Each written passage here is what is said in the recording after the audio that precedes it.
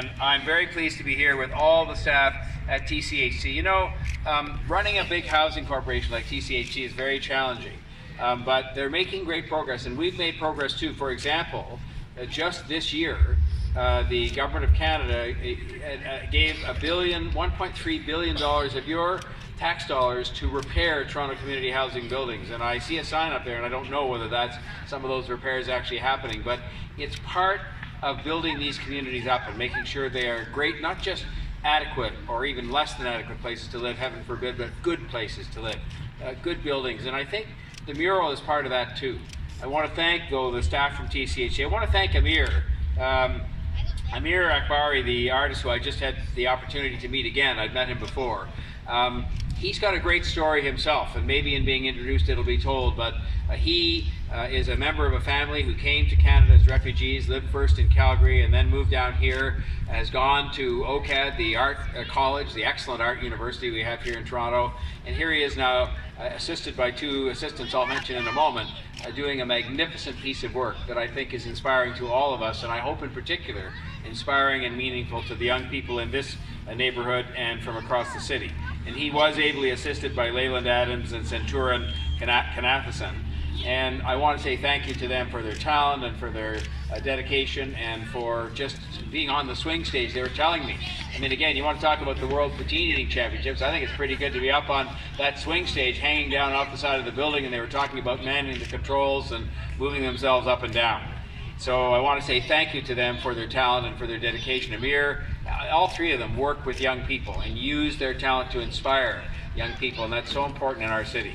I want to also say thank you to board member Linda Jackson, who's here from TCHC today, to the community supporters who had input into the design of this beautiful piece of art we have here, to the City of Toronto staff, including the street art team. I've tried to get to as many of their unveilings as I possibly can, and to the East Scarborough Boys and Girls Club who've been involved.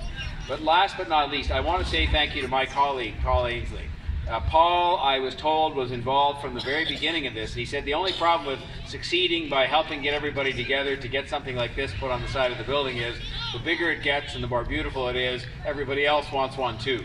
But Paul, I understand from the beginning, he's been the councillor of this area for some period of time and worked hard as he does. I can tell you he's one of those people that just doggedly works away at things he wants to get done and doesn't give up until we're on a day like today where this is being unveiled. So Paul, thank you very much for your efforts in this regard. This is meant to inspire young people.